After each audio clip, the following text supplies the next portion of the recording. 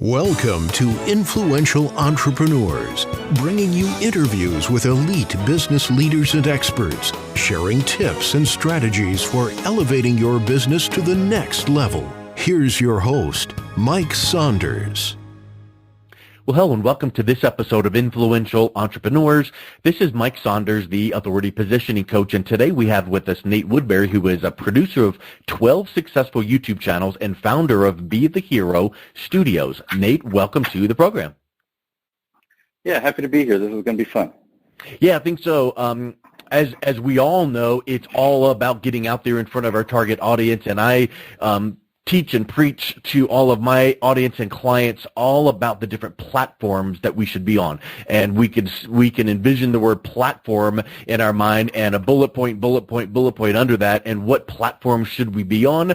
And the way I always say is the ones that A, your target audience is on, so you need to know that, and B, the one that you know you're going to do consistently all the time. If you just hate writing and you can't write 2 paragraphs together, then don't get a course or try to start blogging, because you're not going to stay consistent with it. So I'm really excited to talk to you about YouTube syndication and producing and videos and all of the things that gets our expertise and authority out in front of our target audience. So give me a little bit of background on yourself and what led you to the YouTube channell. Awesome. Yeah, I love your explanation there about picking the platform that you're really going to be able to be consistent with, because that's important. You know, we don't need to be everywhere and just create spam and create extra work for ourselves. And for me, I'm a master of efficiency, and efficiency is really what led me to YouTube. And here's a quick story. I've had my company 10 years. I started with web design. My clients were happy, but I wanted my clients to actually have visitors to their site. So I created an SEO service to get them ranked on Google. And so now they're getting traffic to their websites, and then I'm like, well, I want their traffic to actually buy something, so I created promo videos. Well, with my SEO service, it was a lot of work to get these pages ranked on Google. From link building, we do article marketing and link back to the page. We do blog commenting. We put a how-to video on that page and transcribed it, and did graphics that we put on Pinterest that we then, displayed on the page. Well, I noticed something. These pages were ranking on Google on the top, but the how-to video that I had over on YouTube that was featured on the page, it was actually getting 50 times more views and traffic than the page that was ranking on the top of Google. And when I saw that, I was just like, this is crazy. Just one of the pieces is working all by itself, and it's working a lot better. And so that was going back about 7 years ago, and I made that discovery, and I started making the shift. Well, why don't we just focus on a YouTube campaign, because that's actually where we're getting the eyeballs, we're getting the subscribers, and it's just kind of evolved from there. Yeah, it's really neat how we tend to do that intrinsically. You start noticing something needs to be done, so you do it, and then you start noticing that it works, so you keep doing it. Then you notice, like, that's kind of interesting, this anomaly or spike over here. Why don't we amplify that, because that's good news? And this anomaly over here is not good news, so let's stop doing this. And you just start moving and pivoting, tiny little micro pivots. Maybe that should be like a new thing, because I know the pivot is a big buzzword and has been for years. But maybe little micro pivots. You don't need to change up totally, but just enhance. So really, really good. Good. I like that strategy. And I want to talk to you about getting traffic and your 4-ingredient formula to getting spikes of growth. But something came up recently that I want to get your advice on. And maybe you've heard this, or maybe this is like just something that's out there. But you know how you can just easily reach out to YouTube and get someone on the phone and ask their question or open up a support ticket. Of course not. But I had a few weeks ago 2 specific clients that had their YouTube channel suspended, and they just got this random email that said it's been suspended for repeated violations of the whatever, and we were just scratching our heads going, we've done nothing. I mean, they just pretty much just sits there, and what's going on? So I started researching, and it seems like there's this big spike of YouTube suspending channels just kind of randomly. And, you know, the end of the story is one client, we opened up an appeal and just kind of said the same thing, you know, hey, what's going on? We never got a warning. We've been doing all the right things, and can you please, you know, turn it back on? And one client got it turned back on, the other client not. What is your experience on seeing that happen, and what can be done? Well, the good news is I actually haven't seen it done. I've heard of that happening, not recently, but I have heard of it happening. But it's never happened to me. And my experience has been that while YouTube really is hard to reach, as big as YouTube is, I guess it's kind of understandable. I wish they were a little bit easier to reach. Mm-hmm. But all the systems, all the tools that they're creating, they really are doing their best to support the creators the best that they can. I've had things where I've gotten warnings and notices, and it says, okay, we noticed this on this video. This isn't a check against you. It's just a warning. If you want this to happen, do this. If you want this to happen, then go ahead and do this. And I've followed those instructions. I've also had copyright strikes for music that I've used, and I'm like, wait, I have rights to that. So I've disputed it, and I've gotten it reapproved. And so, I guess I don't have a better answer for you, because my perspective is it's never happened to me or anyone that I know closely. Yeah.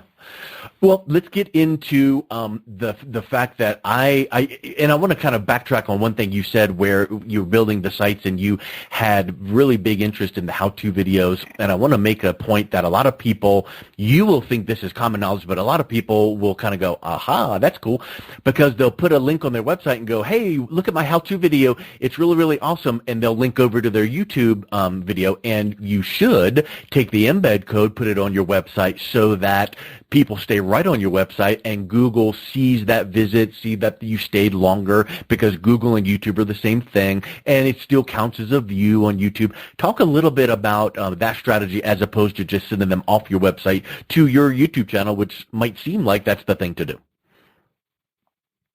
Well, there's two reasons that I think YouTube is the most amazing, and what you're touching there is watch time. That's actually one of my 4 ingredients, and so we'll get into the 4 ingredients. But I thought let's lay a foundation of all the platforms out there. We could really use Facebook. If Facebook was your preference, you can follow a Facebook formula and really get solid results. You can make a 7-figure revenue stream. I have a friend that does. You can do the same on Instagram. You can do the same on Twitter. Twitter, I don't. It's hard for me to comprehend, but some people do it. LinkedIn, right? And there's always new platforms coming out. So why am I partial to YouTube? Well, one is their search engine. The YouTube search engine is the best out there. I mean, we say it's the number 2 search engine. Well, the number 1 search engine, Google, owns YouTube, and they send a lot of traffic to YouTube. But who cares if it's the biggest? It actually works. It works so well. The search engine and Facebook, they've actually dumbed it down. They take features away from it because they want to control how we use it. And if there's something that I want to find on Facebook, I go on the search and I just get frustrated. Even if it's a post that I put up there, maybe I put it up a few months ago and I want a quick way of finding it. Good luck using the search tool. I just have to dig through my history or something. Well, we've all experienced the YouTube search engine. We go there, we type in something, and we find tons of options of what we're looking for, whether it's a tutorial or something fun or funny. It just works so well, and it lasts forever. I mean, this is kind of a side, but it is a huge benefit, is you can post something to YouTube, and it will continue getting traction and views for years and years to come, where no other platform really has a long lifespan like that. I mean, you'll post something. Well, Twitter, it lasts 18 minutes is the common half-life. On Facebook, it might be 18 hours or something like that. Where YouTube, it's many, many years.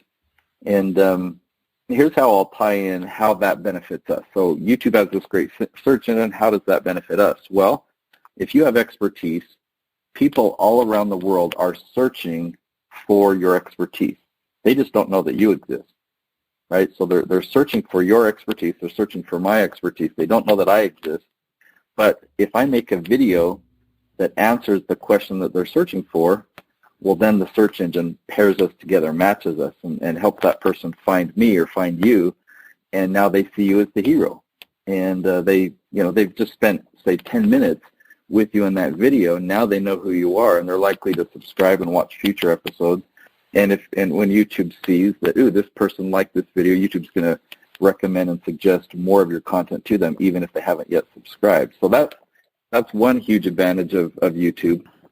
The other huge advantage is they have this thing called a partner program, and it goes kind of deep. So on the surface, we see this partner program, and I'll explain it, how we all see it from the beginning.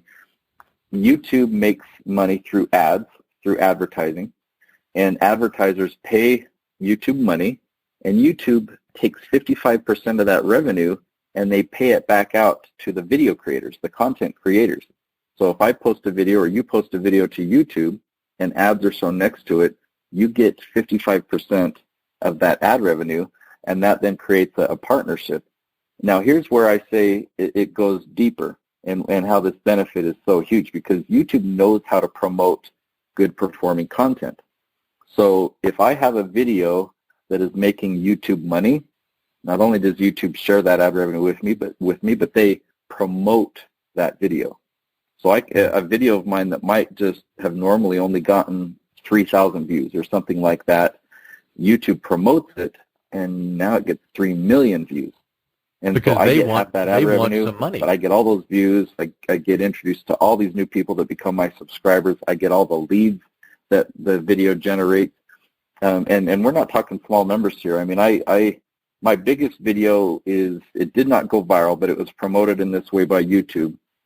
It's got over 5.5 million views.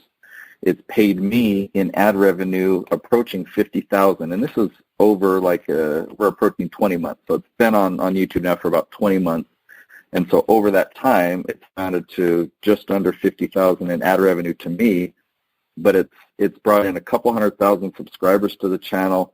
It's brought in thousands and thousands of leads, which is, I'm guesstimating this number here, but a couple $1 million in lead revenue from my client that I produced the channel. And so it's just a huge, huge benefit. And another comment I can make about this YouTube Partner Program is YouTube provides us all the data. We can look in, if a video is performing better than average, we can look in and find out why. We can see, where's this traffic coming from? Oh, YouTube's suggesting it. Oh, what videos are they suggesting it next to? Mm-hmm. All types of data. What's the click-through rate? What's the average view duration? Where did it drop off? What part did people like and not like? And they just give us all this data so that we can make improvements and make our channel better and better and more profitable. And when you upload a video to YouTube, is there a special thing you need to check off to ask to have that be part of the partner program, or do you have to wait to get a certain number of views and then they approach you? All right. Yeah, great question. So it's actually channel-wide. Once you hit 1,000 subscribers, and I believe the number is 4,000 hours of watch time in the last year, then you can join this partner program, and that's when you can start having a share in that revenue. But really, YouTube will all of your content is on YouTube, and any content that's performing, YouTube will start to suggest and promote, but not, this is just my own opinion, my own assumption, not in a huge way. I mean, why would YouTube send millions of views to your video if it can't put ads in front of it, if that makes sense? But once you get to that 1,000 subscriber mark, which if you follow the formula that I'll share here, it shouldn't take too long, meaning 4 to 6 months or something, and you should be able to get to that point. Good. Well, let's get into the formula. What's the first step? Well, let me tell you what the result is, and then we'll dive right into that first step. The result of this formula, if you have these 4 ingredients, is you'll get a spike on your channel. And a spike is where YouTube starts promoting you. So, I mean, just with consistent content, you'll see gradual growth, right? You might be averaging only 5 views a day, and then eventually 10 views a day, then 20 views a day, then 30 views a day. After a few months, maybe you're averaging a few hundred views a day, and then a spike would be all of a sudden, wow, you had 5,000 views. You just went from 300 up to 5,000 in a single day. So that's what we're talking about with a spike. and that's because YouTube is suggesting you to new audiences that haven't seen your content before. And spikes are really good because it's obviously more views, it's more subscribers. But whenever, a spike lasts a few days or so, and then when it settles back down, your new average or your new baseline is always significantly higher than your averages before. So if we were averaging 300 views a day, we have a spike for a few days, settles back down, we might be 600 or 700 views a day average after that spike. It's really, really cool. So the first ingredient is the one that will take the longest for me to explain, and I'll just give you an analogy. So the ingredient is you want to use my leaf strategy, and you'll understand what it is when I give you my tree analogy. So a tree has a broad trunk that goes out to branches that goes out to leaves. Okay, the broad trunk represents your broad area of expertise, and the different branches represent the different categories that you have expertise in, and the leaves represent the really specific questions that people are asking. Okay, the really specific questions that people are asking that you're an expert at answering. Okay, so what we need to do is keyword research to find what these leads are. And I'll give you an example, and I'll actually share with you a tool that you can use that actually makes this easy. Because what my hope is here, some of the words that I say when I talk about keyword research, or I mention SEO or any of that, it causes overwhelm because it really can be overwhelming. What I'm proposing is you just set all that overwhelm aside, and all you have to do is when you're choosing a topic for your video, just think of this tree analogy and think, I just need to find a leaf topic. And I'm going to share with you a tool that just makes it totally easy. You put in a branch category and it tells you all the leaves.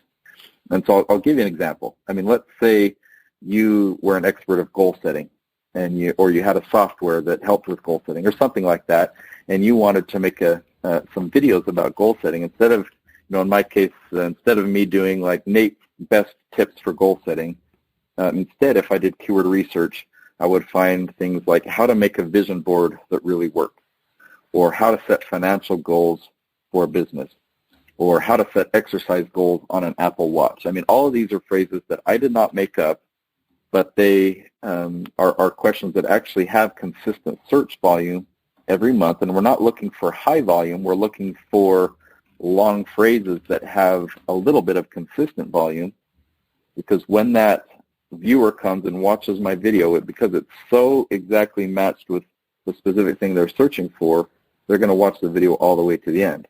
Mm-hmm. And the YouTube algorithm sees that and will start to find similar audiences that it can suggest this video to. So we're just looking for that start of search traffic. And I've got another example here that really drives this home.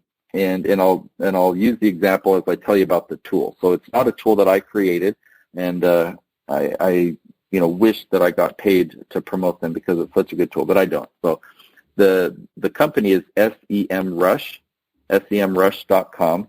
They've been around a long time. Back when I had an SEO service, I used their software, but I hadn't for many years.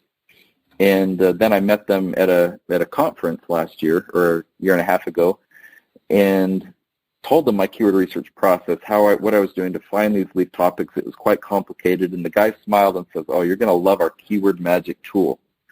And so he showed it to me. I thought, wow, I think you're right. I went back to my hotel that night, tried it out on their demo, and it was amazing, and so I subscribed. It's a $100 a month service. However, you don't need to use it on a continual basis like I do. You could sign up for it, use it for a few days, you'll get all your keyword research done for a year, and then you don't need to continue with the service. So here's what I find.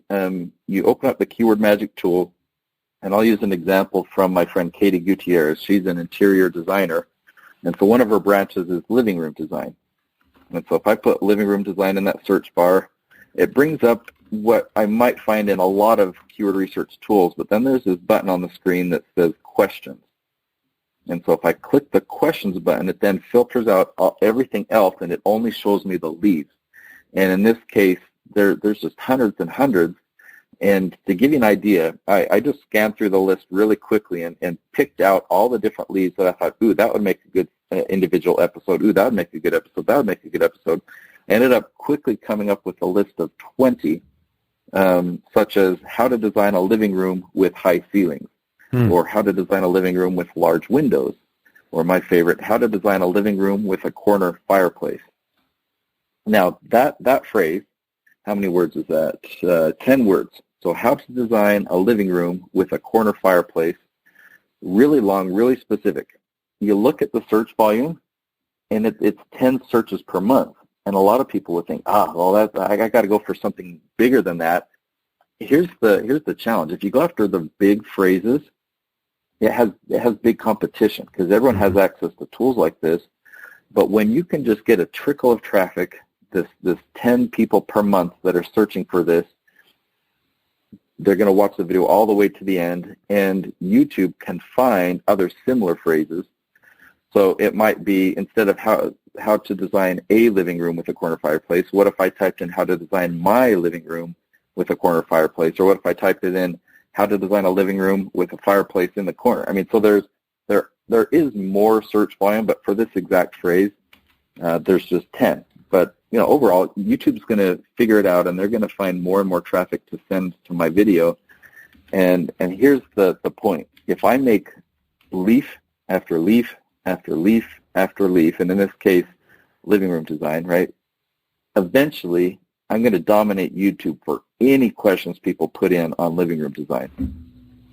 And if I do the same thing in kitchen design, if I do the same thing in bathroom design, just leaf after leaf after leaf, eventually I'm going to dominate YouTube for all of interior design, and I never have to make a branch topic or a trunk topic. It's something that's much more broad. I can just go really, really specific. So that's ingredient number one, and that's typically where people have questions. So feel free, if you want any clarity, let me know before I move on to the other steps. Yeah, the only thing I would want to point out, and I love it, is I think that some people might go, oh, Nate, I love that idea. I'm just going to shoot this massive video and cover all those questions in one, and people can get it in one whack.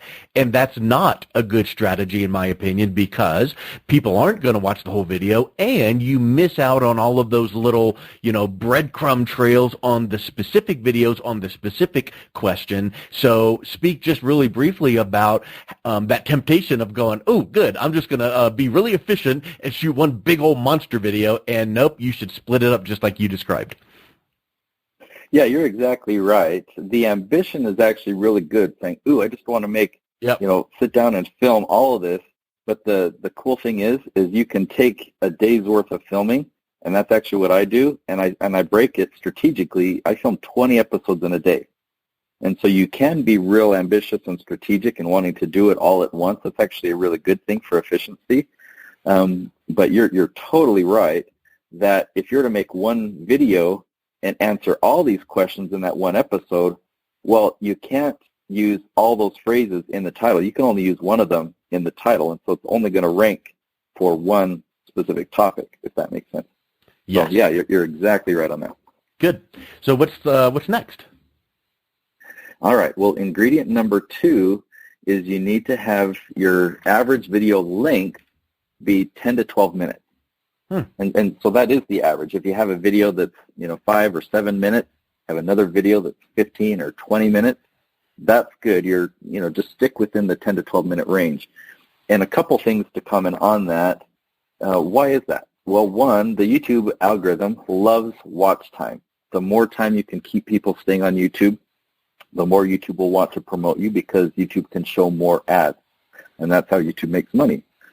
YouTube is very clear about what things are important. When you look into the analytics, what stats do they show you first, and that's what they show you is watch time and retention rate and average view duration. They're trying to see which videos keep people on YouTube longer. And the other question that I commonly get on this is, well, wow, 10 to 12 minutes, that seems like a long time. What am I going to be talking about for 10 minutes? Because aren't we told to keep them short? Like, isn't 3 minutes considered long? Well, and the answer is if you're making a promo video, a commercial, then yeah, 3 minutes is a really long video. You've got to work really hard to keep people's attention for a long time like that. Think about Super Bowl commercials or typical 30 seconds where they're so high energy, they're so high budget to really maximize that 30 seconds. That's not what we're talking about here. We're not promoting them. We're not trying to sell them anything. We're educating them. We're giving them value we're giving them what they search for, and 10 to 12 minutes is actually very common. Most of the episodes that you find on successful channels will have content in that 10 to 12 minute length. And after I share the third ingredient, I'll actually demonstrate. I'll give you an example of how you can keep people watching longer, make sure that they stick around for that full 10 minutes. So would you like me to go to ingredient number 3? Yeah, that's awesome, because I really think that point about the length is a important one, because many people have in their mind short, and that's important when it's a quick advertisement piece, but when it's a teaching piece, that length needs to be beefy, and so that's a really good aspect. Yeah, and to your point, when you do keyword research and you find all these specific phrases, let's just use the living room design example. If I went to Katie and said, okay, we're going to make some videos about living room design, can you prepare 10 minutes worth of content for a couple episodes? She'd say, sure. But would she really go deep? Is she really answering any specific questions? I mean, what if somebody who has a corner fireplace is watching, but they're not even going to get their answer? Or if somebody's like, well, my main question is about color, how much color? And so, but when you go so specific like this and you're answering a real specific thing about a corner fireplace, you can cover all your different areas of expertise, whether it's textures or color or positioning or lighting. You can cover all that, but it's directed so much for this one specific situation that you can easily take it 10 minutes and give super, super high value. And then, it obviously makes it easier to come up with a whole bunch of other videos that we can create, just because the keyword tool that I showed you, the keyword magic tool, gives us a whole bunch of ideas. So, all right, so here's ingredient number 3, and this is one that we're always working to improve, but we're talking about the average view duration or the retention. How long are people watching our videos? And you want to shoot for 45% or higher. So if you have a 10-minute video, you want people at least watching 4.5 minutes of that. I've seen several examples where people have used all 4 of my ingredients, except for this one. So I guess they've used 3 of them, but their average view duration is only a minute or a minute and a half, and they have that gradual growth on their channel, but they just don't experience the spikes that come with this formula. So here's the example that I'll share that kind of explains, okay, how do you make a 10-minute episode and keep people to have a high average view duration? I'll first demonstrate the wrong way of doing it, and then I'll show you the right way of doing it. And I'll just but I'll use another example that I haven't shared yet. My friend Doreen Stackman is a nutritionist, and she had a natural remedy for a sore throat. We did keyword research. We found the phrase, how to get rid of strep throat without antibiotics.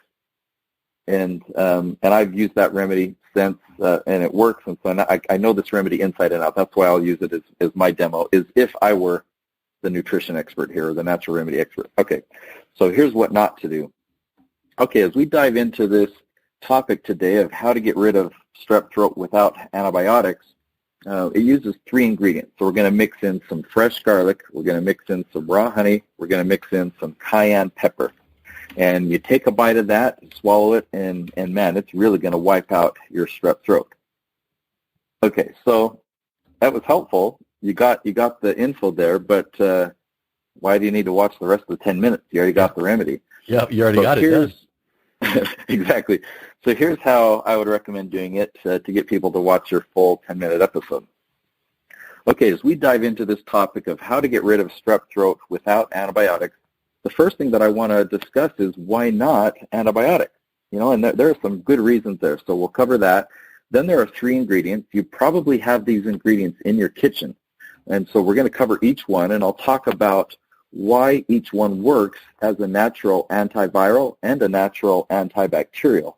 So these work really well. Then we're going to go into my kitchen. I'm going to show you how to make this, how to mix it together, and then we'll talk about how to take it. And I'm going to end the video with a story because this happened to my son. He had a really high fever. He had strep throat. We used this remedy, and there is a side effect that's kind of funny with this, and so I'll share that in that story. So let's dive right in. Okay, so I just set a whole bunch of content hooks. I got them excited. I let them know the value of it, and really my goal there is to create a lot of curiosity about, okay, wow, what are these 3 ingredients? And I understand what's going to happen first, what's going to happen second, third, fourth, fifth. And yeah, all right, I'm comfortable. I'm going to sit here for 10 minutes now. That's what that I'm hoping that the viewer, the listener will do. Does that make sense? Yes. Yeah, I love setting hooks. Right. You need to have open what do you call it, closed loop, open loop hooks, so that your mind's going, tell me, what am I missing? Right. And you'd want to stick around to learn the details of the 3 ingredients. You'd want to know what the story is and what the side effect is of the remedy. And I'll share the secret. The side effect is you do have garlic breath. So hey, so this one right here, this ingredient reminds me of like the old speaker thing that you'll hear. You need to tell them what you're going to tell them, then you tell them, then you tell them what you just told them. Yeah, absolutely. I mean, it's how our brains work, and it keeps our attention. It helps us remember things better, so it's a great teaching tool as well. Yeah. All right, so the last ingredient, I want to make sure everyone is sitting down for this one. You've got to be prepared for it because it's kind of big. It's a lot that I'm asking here. Okay, ingredient number 4 is you want to launch 5 episodes per week. All right, so let that sink in a little bit. I found ways of making it manageable when you've got a very busy schedule. All the channels I produce, all of my clients are business owners. They wear multiple hats.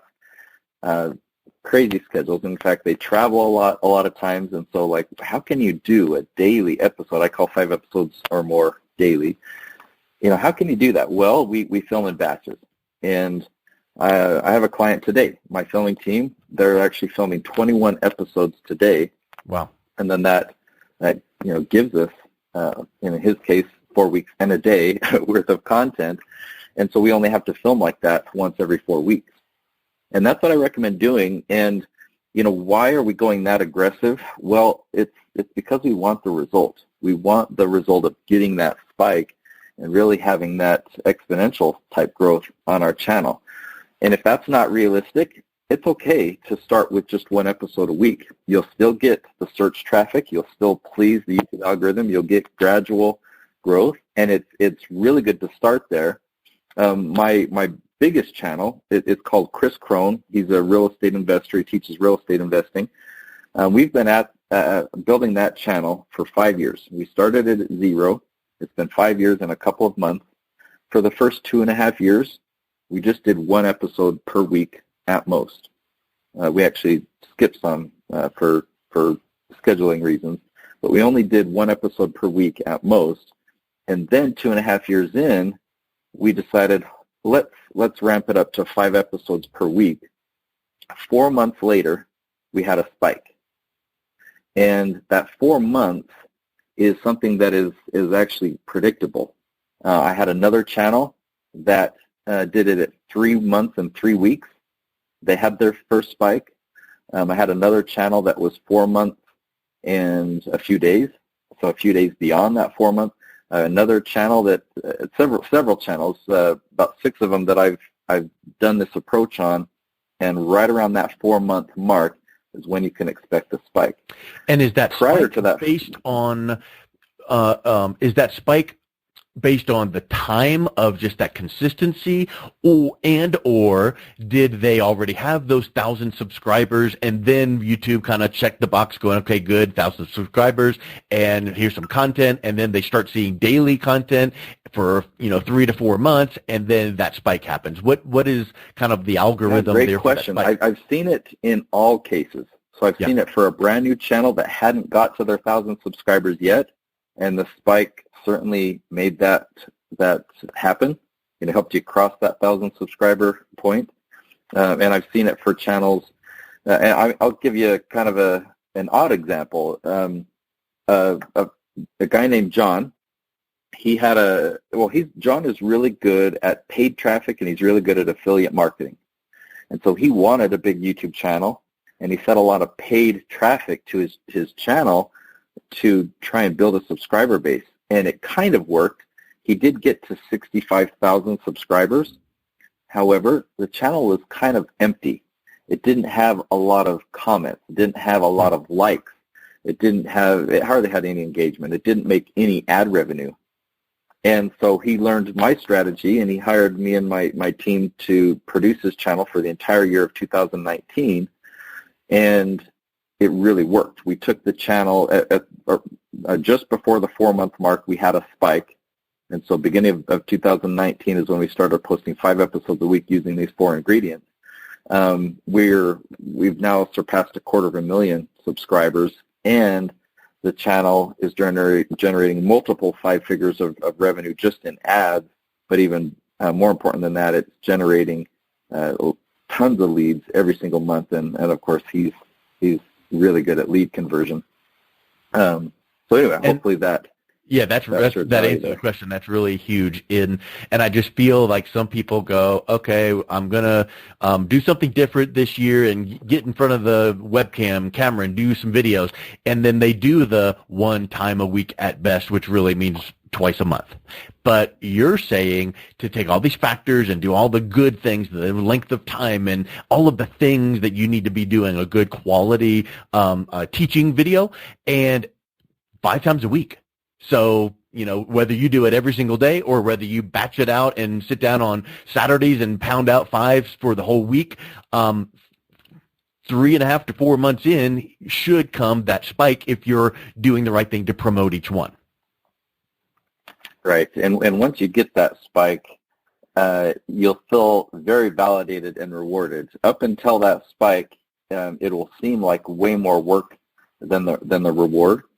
It might even be discouraging. So I like to prepare people for that ahead of time, because it's a lot of work to do that. But once you have a spike, you're like, this actually worked. And then you actually have more opportunities in front of you, because you can look at the YouTube analytics and see what was special about, because usually there's a specific video. YouTube will, of all the videos you had launched in that over those 4 months, there'll be one video that's just kind of the leader, or the one that's performed the best. And so you can look at that and say, okay, what caused this spike? How can I get my channel to spike again? And you can predict that and run with it and keep causing more and more spikes on your channel. I love it. This is really, really good stuff, Nate. Thank you for your time. Anything that you'd like to wrap up with, as far as we covered some really, really deep stuff? What's the best way that someone can reach out to you and connect with you to maybe learn a little bit about how you could help their business? Yeah. Well, I appreciate that. And you can find me on YouTube under my name, Nate Woodbury. And I've also got a podcast called Influence School. And I'll wrap up with just kind of the overall, what is the opportunity here on YouTube? Because on one hand, YouTube is very competitive. It's very saturated, we might say. There's so many people on YouTube right now, so much content being uploaded every day. So does that mean that the opportunity is dwindling? And in my experience, in my vision, I say absolutely not. You do need to be strategic. That's why I've shared with you very tactical things. You need to follow these 4 steps. But because you know the formula and you know what actions to take, this is how you stand out above the crowd. This is how you really take advantage of this huge opportunity. Who knows what the future holds, but there is no one that can touch YouTube. I mean, whether it's Netflix or whether it's Facebook or whether it's Amazon or even TikTok or things like that are popular, like YouTube just has some advantages that it makes it untouchable, and I can't even claim to think that it's going to last forever. But 5 years, it's like, what could anyone do in 5 years that could even compete? And then let's say 10 years from now something does replace YouTube or is better than it. Well, if it replaces it, it is because it works better, and it gets us better results, and we find it has a better search engine or something like, and so we'll move our tribe over there. So I highly recommend that if anything rang true to you here, if you really caught the vision of what's possible, recognize that it's a huge opportunity. This is a golden moment. Take advantage of these next 5 years. That's huge. And then what's the best way to reach out and connect with you, Nate? You know what? I have an email list, and I have a gift that I can give away for free, which will opt you into my email list. And then when you get an email, it's got all my contact info. So if you go to my website, betheherostudios.com/keyword, you'll get my keyword research mini course. And so it will kind of take you a little bit deeper, and you'll see visual examples. So again, the website is betheherostudios.com/keyword. You'll get that course, and then you'll be on my email list. And I only send out an email every week or a couple weeks. Excellent. Well, I will make sure that specialized link is in the show notes. And Nate, thank you so much for your time today. It was really wonderful information. I appreciate having you on the show. Yeah, you're very welcome. Glad to be here. You've been listening to Influential Entrepreneurs with Mike Saunders. To learn more about the resources mentioned on today's show or listen to past episodes, visit www.influentialentrepreneursradio.com.